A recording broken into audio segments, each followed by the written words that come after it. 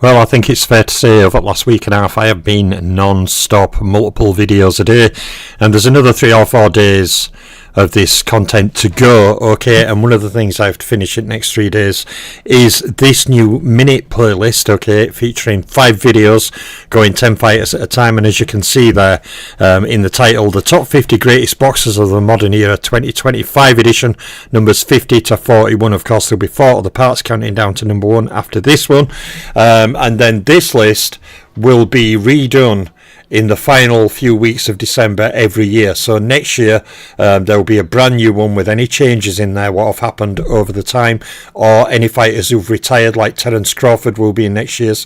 So any fighters who retire will join after they're scored in my all-time rankings. Other fighters may change here or there for a number of different reasons. But yeah, I just want to really, stress as well that in my ratings, okay, I'll put this disclaimer out, okay, in my ratings, downloading data and Ring IQ, all these kind of things, popularity, fanboyism, pay-per-view sales, all this nonsense matters nothing to me. There is a strict criteria. My new criteria on rating fighters is set on a number of targets. Okay, the more of those targets fighters achieve, they score higher. If they score a lot of the targets and fail in some, they still score fairly high. If they fail in a lot of the targets, they don't score as high. It's as simple as that, and all fighters are put through that same tough gauntlet. Also, another difference on my ratings now, it factors more on winning element, okay, in a whole number of different things, focusing on the more successful aspect in certain cases. So it all amashes together, okay, it's what my new top 1000 plus is ranked on, and now I commit it to this top 50, beginning here. So without further ado, after I've got that disclaimer out of the way, a few disclaimers, let us go into the top 50 at number 50, okay, and another disclaimer, Lomachenko was only added this year, so his number may increase over time. We'll have to wait and see where he ends up next year. But number 50 is Vasyl Lomachenko, fantastic fighter, no doubt. Beat 10 world champions. He had 13 fights against champions, and he fought 124 rounds against champions. I'm not going into detail, but fighters who've been retired a long time, like Floyd Mayweather, Shane Mosley, Miguel Cotto, they have certain advantages as they've been retired longer. Lomachenko will also gain those advantages over time, okay, but for right now he doesn't, because he's just retired recently. So Lomachenko had 13 fights against champions, he's fought 124 rounds against champions, and he's beat no Hall of Fame fighters, had no fights against Hall of Famers, and fought no rounds against Hall of Famers. A lot of the modern guys won't have fought Hall of Famers, some of them have, and some of them have fought a huge number. We will see as we go through the top 50. Lomachenko scored 14 title fight wins, he made 10 title defences, and he fought 162 title fight rounds, and Lomachenko scored 12 knockouts. He scored 7 knockouts against champions, 0 KOs against Hall of Famers, of course, and 10 KOs in title fights, and all in all Lomachenko won 6 world titles. Now, as you can see, I've kept the style of my top 10 by division. I think it's a nice clean way of listing information about fighters. But Lomachenko was rated for 4 years in my pound for pound rankings. He was ranked 6th in 2016, 4th in 2017, 4th in 2018, and 3rd in 2019. So he kicks off this list, and like I said, with him being a more newer retiree, many others in the list have had certain advantages he won't get yet, which is why I'm doing it each year so we can track how the fighters go. But the other disclaimer I'll just add, this year there is no term pro date limit, okay? Next year I'm going to pick a date, and it's probably more than likely going to be the date of the WBO's inception in 1988. That means any fighter who fought professionally before 1988 will be removed from the ratings. I were also thinking as a midpoint in decade, 1st of January 1985, so any fighter who fought before then is not included, any fighter who fights after that is included, but I'm still mulling on that. I'll decide that at a later time. So let us go to number 49, okay, it is Fernando Montiel. A lot of people underestimate Fernando Montiel. He's a multi-weight champion champion. I wouldn't call him a Hall of Famer, but still a multi-weight champion, very successful fighter. So Fernando Montiel beat 11 world champions. He's had 16 fights against champions, and he's fought 115 rounds against champions. Now, he's beat no Hall of Fame fighters. He has had one fight against a Hall of Famer and fought 12 rounds against him, and he may get another added when, of course, Nonito Donaire, as he should, retires. When he retires, he should get added to the Hall, so he'll get another Hall of Famer there. And this is one of the things about fighters from modern era. Hall of Fame numbers and things like that continue to evolve and grow. It were only 4 or 5 years ago I was saying, yeah, Pacquiao's beat two Hall of Famers, and now he's beat way more. Okay, it's just how the game goes. So he's had 17 title fight wins, Fernando Montiel. A lot of people wouldn't realise, nor would they realise he's made 12 title defences. Well, he's bet Deontay Wilder. That means he's top 5 all time, because he's made 12 title defences.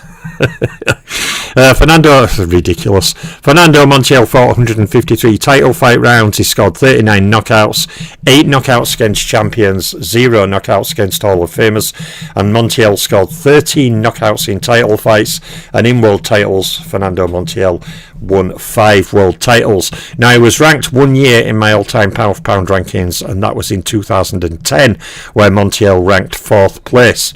So going on to number 48, it is former light heavyweight champion Antonio Tarver, recent Hall of Famer, of course.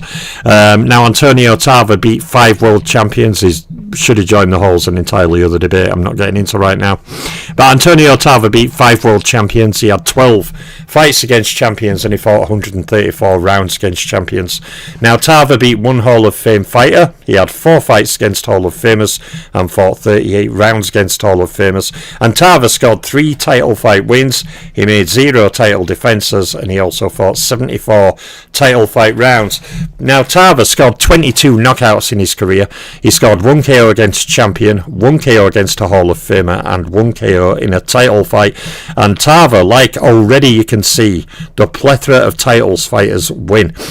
Tarver won 5 world titles. So, you know, unlike in old era where you had NBA and NSAC at one point before that, and for a period you had the World Championships, okay, where you won 1 title in a division. You know, some of these guys win silly numbers of titles, and it just shows when you look at videos on the old fighters and videos on new fighters.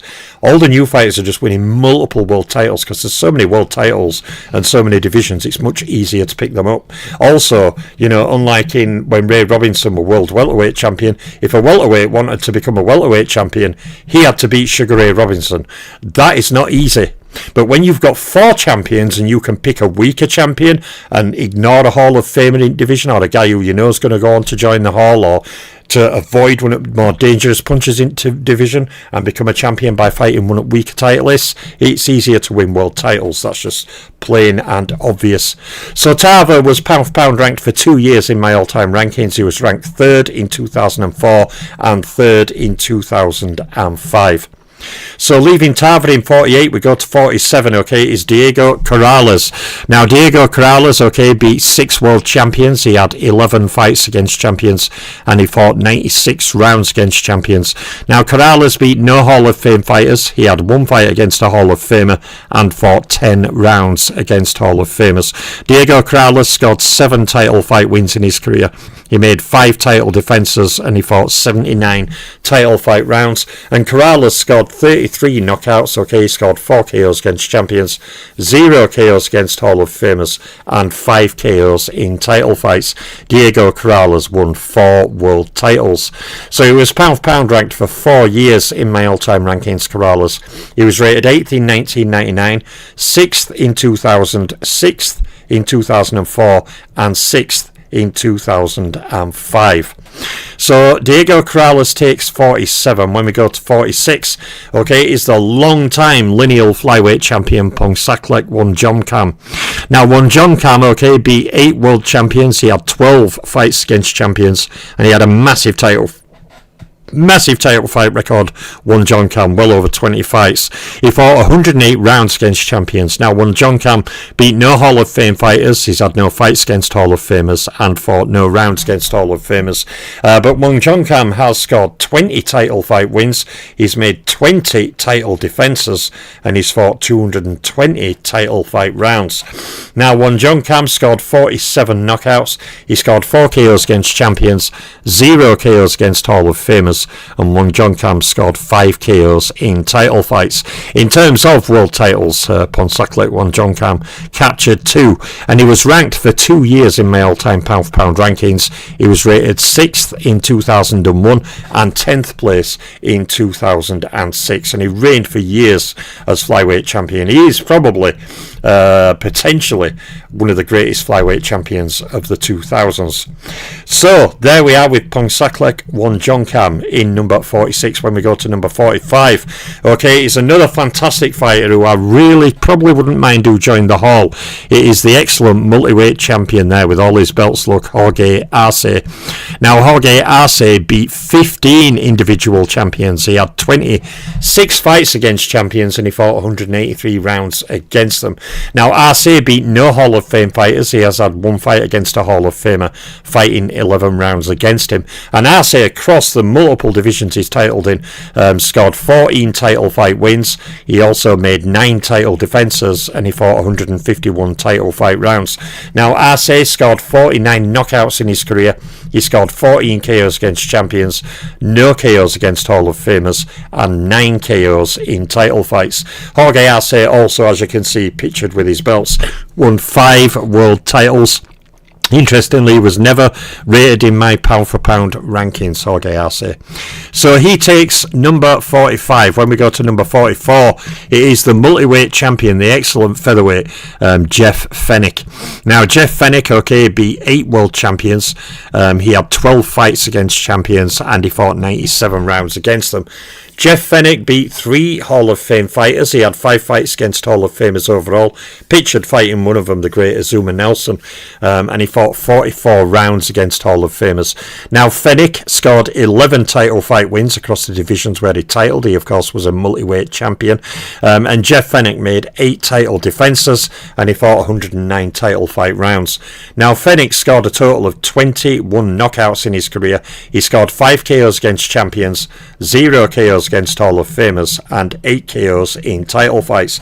Jeff Fenech, of course, captured 3 world titles, and he was ranked for 1 year in my all-time pound-for-pound rankings, Fenech. That was in 1988, where Fenech was rated in 7th place. So we have 3 fighters to go on this first video. There'll be another 1 or maybe 2 videos coming today, continuing the playlist. But going on to number 43, it is former middleweight champion and pound-for-pound rated Sergio Martinez, who had a comeback in more recent years, didn't really do much. Amazingly got highly ranked by WBA, what was ridiculous considering opposition he was beating, but you know, the alphabet bodies, yeah. Sergio Martinez beat 5 world champions. He had 9 fights against champions and he fought 86 rounds against them. Now, Martinez beat no Hall of Fame fighters. He has had 1 fight against a Hall of Famer and fought 10 rounds against him. And in title fights, okay, Sergio Martinez, a lot of people count his silver title. I don't count his silver title. Sergio Martinez scored 4 title fight wins. He made 2 title defences and he fought 48 title fight rounds. And Martinez scored 32 knockouts, 3 of them against champions. He scored 0 KOs against Hall of Famers and 1 KO in a title fight. And Sergio Martinez captured 4 world titles.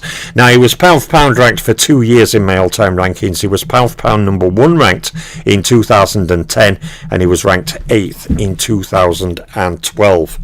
So, 2 fighters to go. The first of them is the great Ghanaian Azuma Nelson, a ferociously powerful fighter and a very hard puncher. As I always thought, you know, back in the day, Barry McGuigan were being lined up to fight Azuma Nelson.